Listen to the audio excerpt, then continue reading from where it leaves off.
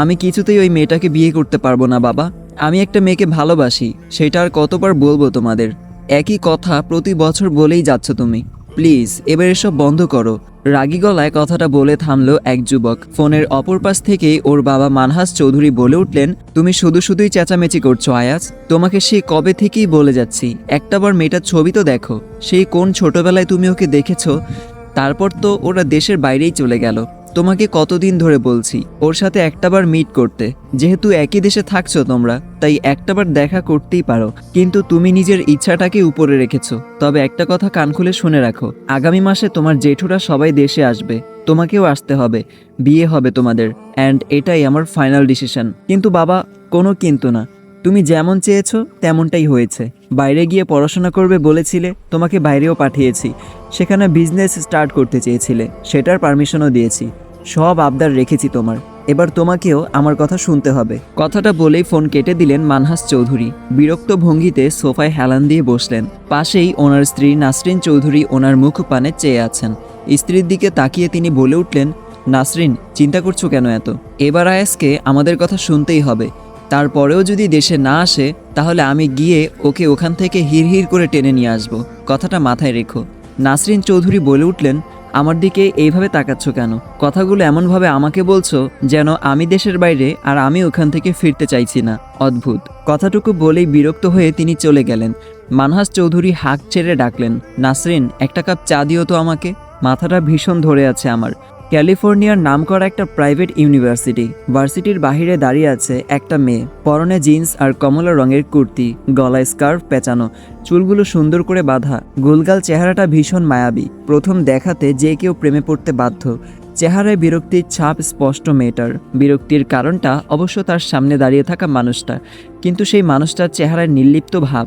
এই যে এতক্ষণ ধরে পথ আটকে দাঁড়িয়ে আছে আর সে বিরক্ত হচ্ছে, কিন্তু সামনে দাঁড়িয়ে থাকা মানুষটার মাঝে বিন্দু মাত্র বিরক্তি কিংবা রাগ দেখা যাচ্ছে না, বরং সে মেয়েটার দিকে মুগ্ধতা ভরা দৃষ্টিতে তাকিয়ে আছে। ভার্সিটি থেকে ক্লাস শেষ করে বেরোতেই মেয়েটির সামনে পথ আটকে দাঁড়ায়। সহ্যের সীমা অতিক্রম করে এক প্রকার বিরক্তির স্বরে মেয়েটিকে বলে উঠল, আপনি কি সরবেন সামনে থেকে, নাকি আমি লোকজন ডেকে জড়ো করব মিস্টার তানভীর? মেয়েটার এমন ঝাঁঝালো স্বরের কথায় বিন্দুমাত্র পার্থক্য দেখা গেল না তার চেহারায়। 30 বছর বয়সী যুবকটি এক দৃষ্টিতে মেয়েটির মুখপানে তাকিয়ে আছে। ফর্মাল গেটআপের লোকটার চেহারার দিকে একবার তাকিয়ে মেয়েটা ফের বলে উঠল, আমার ধৈর্যের সীমানা ছাড়িয়ে যাচ্ছে মিস্টার তানভীর। আমি আর কতবার বলবো আমি আপনাকে ভালোবাসি না? শুধু শুধু এইভাবে এসে আমাকে বিরক্ত করবেন না। মেয়েটার কথা শুনে যুবকটা বিরক্ত হলো এবার। এখন একটি অ্যাড চলবে, আপনারা চাইলে স্কিপ করতে পারেন।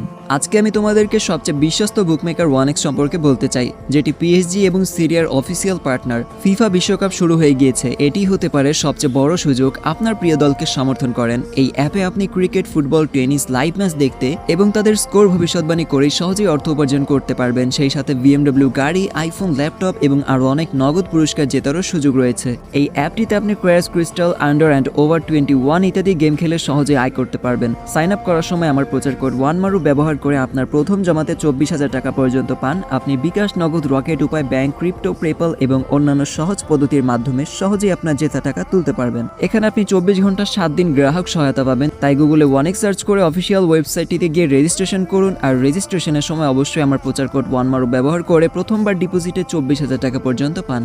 বিরক্তিসূচক একটা শব্দ অটোমেটিক বের হলো মুখ দিয়ে। একটু আগে বাবার কথাগুলো শুনে মাথা গরম হয়ে গিয়েছিল, এজন্যই মাথাটা ঠান্ডা করতে এসেছিল ভার্সিটির সামনে একটাবার মেয়েটাকে দেখবে বলে। কিন্তু মেয়েটা প্যান্টের পকেটে দুহাত গুজে সোজা হয়ে দাঁড়ালো আয়াস। শান্ত দৃষ্টিতে মেয়েটার মুখপানে চেয়ে বলে উঠল, সমস্যা কি আপনার শুভ্রতা? আপনি নাই ভালোবাসলেন আমায় তো বাঁচতে দিন, দেখতে দিন আপনাকে। সঙ্গে সঙ্গেই শুভ্রতার মাথায় রাগ চড়ে গেল। খানিকটা চেঁচিয়ে বলে উঠল, ভীষণ অসভ্য লোক তো আপনি। একটা মেয়ে ভালোবাসে না আপনাকে, দিনের পর দিন আপনাকে ইগনোর করেই যাচ্ছে, আর আপনি সেই মেয়েটার পিছনে এখনও পড়ে আছেন। কেন ভালোবাসেন আমায়? ভালোবাসতে তো কোনো কারণ লাগে না শুভ্রতা। আপনাকে আমি আজ একদিন দুদিন নয়, গত দুটো বছর ধরে ভালোবাসি, সেটা তো আমিও জানি। এই 2 বছর ধরে আমার জীবনটাকে শেষ করে দিচ্ছেন আপনি। শুভ্রতার কথায় বিন্দুমাত্র চেহারার এক্সপ্রেশন পাল্টালো না আয়াজের। উল্টো কণ্ঠে দ্বিগুণ মুগ্ধতা নিয়ে বলল, আপনি জানেন আপনার এই রাগী কণ্ঠ শুনতেও কতটা ভালো লাগে আমার। রাগ করলে ভীষণ সুন্দর লাগে আপনাকে। আপনার এসব আজে বাজে কথা শোনার একটু ইচ্ছা নেই আমার পিছু ছেড়ে দিন তানভীর। কথাটা বলেই আয়াজকে ধাক্কা দিয়ে গটগট করে হেঁটে চলে গেল শুভ্রতা। ওর যাওয়ার পানে মুগ্ধ দৃষ্টিতে তাকিয়ে হাসলো আয়াজ। খানিকটা হেঁটে গিয়ে গাড়িতে বসে স্টার্ট দিতে দিতে আপন মনেই বলে উঠল, যত খুশি ইগনোর করুন, যত খুশি এড়িয়ে যান, ভালো তো আমি আপনাকেই বাসবো শুভ্রতা। আপনার পিছু ছাড়া যে আমার পক্ষে সম্ভব নয়। বাড়ির সামনে এসে কলিং বেল বাজাতে লাগলো শুভ্রতা। দারোয়ান লোকটা এসে গেট খুলে দিতেই গটগট করে হেঁটে চলে গেল বাড়ির ভেতরে। আজ মেজাজটা ভীষণ গরম হয়ে আছে ওর। বাড়িতে ঢুকেই শুভ্রতা হাঁক ছাড়ল, বাবা, ও বাবা, মা, কোথায় তোমরা?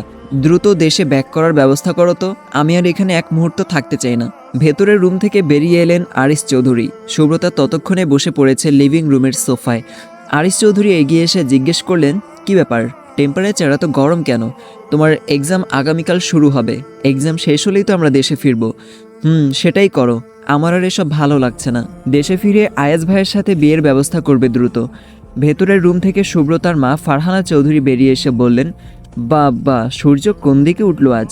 সবসময় বিয়ের কথা শুনলে যেই মেয়ে কোনো সাড়া শব্দও করে না, সেই মেয়ে নিজে আজ আয়াজের নাম মুখে আনছে, আবার বিয়ের কথাও বলছে। শুভ্রতা খানিকটা রেগে গিয়ে বলল, আরে অদ্ভুত তো, আমি কি কখনো আয়াজ ভাইয়ের সঙ্গে বিয়ের ব্যাপারে অমত করেছি নাকি? আমি তো তোমাদের সিদ্ধান্তে রাজি, আমি ওনাকেই বিয়ে করব। আলিনা একটা ট্রেতে করে খাবার নিয়ে ওর জন্য রুমে প্রবেশ করতে করতেই বলে উঠল, তাহলে আয়াজের ছবি দেখতে চাও না কেন? সবসময় তো এড়িয়েই যাও। শুভ্রতা ট্রে থেকে চায়ের কাপটা তুলে নিয়ে বলল, ভাবি, উনি নিজেও তো একই দেশে থাকা সত্ত্বেও আমার সঙ্গে দেখা করতে চাইছে না। সেজন্য আমি ঠিক করেছি দেশে ফিরেই একেবারে ওনাকে দেখব। আরিস চৌধুরী আর ফারহানা চৌধুরী শুভ্রতাকে ফ্রেশ হয়ে রেস্ট নিতে বলে চলে গেলেন। আলিনা শুভ্রতার পাশে বসে বলে উঠল, কি ব্যাপার বলো তো ননদিনী, কি হয়েছে? শুভ্রতা চায়ের কাপে চুমুক দিয়ে বলে উঠল, একটা ছেলে আমায় প্রচুর ডিস্টার্ব করে, ভালোবাসে, কিন্তু আমি ওই ছেলেটাকে ভালোবাসি না ভাবি। তাই চাইছি যত তাড়াতাড়ি সম্ভব দেশে ফিরে আয়াজ ভাইকে বিয়ে করতে। তাছাড়া আমার নিজেরও অ্যারেঞ্জ ম্যারেজের ইচ্ছা ছিল, প্রেমের বিয়ে পছন্দ নয় আমার। তাই ঠিক করেছি দেশে ফিরেই ওনাকেই দেখব। আলিনা মুচকি হেসে বলল, বুঝলাম। চা শেষ করে শুভ্রতা আলিনাকে জড়িয়ে ধরে বলল, চাটা বেশ ভালো বানাও তুমি, সব সময় আমার জন্য তুমিই চা বানিয়ে দেবে, ঠিক আছে? আলিনা শুভ্রতার মাথার চুলগুলো এলোমেলো করে দিয়ে বলল, অবশ্যই, একমাত্র ননদিনীর জন্য প্রতিবেলায় চা করে দেওয়া কোনো ব্যাপার নাকি? সবচেয়ে মজার ব্যাপার কি জানো, আমিও চা খেতে খেতে তোমার মতোই চাখর হয়ে যাচ্ছি শুভ্রতা। দিনে কয়েক কাপ চা না খেলে এখন আর চলেই না। শুভ্রতা হেসে বলল, ভালোই তো, কিন্তু ভাইয়া যেন না জানে। সিঁড়ি বেয়ে ফর্মাল গেটআপে নামতে নামতে একজন গম্ভীর গলায় বলল, আমাকে না জানিয়ে কি করা হচ্ছে? শুভ্রতা উঠে দাঁড়িয়ে বলল, তেমন কিছুই না ভাইয়া, আমি শুধু বলছিলাম দেশে ব্যাক করার কথা। আলিনা এগিয়ে গিয়ে বলল, কোথায় যাচ্ছ সাদাব? সাদা বেরিয়ে যেতে যেতেই জবাব দিল, একটু কাজ আছে, আসছি আমি। আলিনা দরজা পর্যন্ত এগিয়ে গিয়ে বলল, আল্লাহ হাফেজ, সাবধানে যেও। শুভ্রতার রুমে এসে ফ্রেশ হলো, জামাকাপড় পাল্টে বিছানায় শরীর এলিয়ে দিয়ে ভাবতে লাগলো আয়াজের কথা। ওর অনেক দিনের স্বপ্ন, যাকে বিয়ে করবে তাকে সবটা দিয়ে ভালোবাসবে। বিয়ের আগে এসব প্রেম ভালোবাসা মোটেও পছন্দ নয় শুভ্রতার, তাই তো এতদিন সমস্ত প্রেমের প্রস্তাব প্রত্যাখ্যান করে এসেছে। এসব মনে হতেই হঠাৎ তানভীরের কথা মনে পড়ে গেল।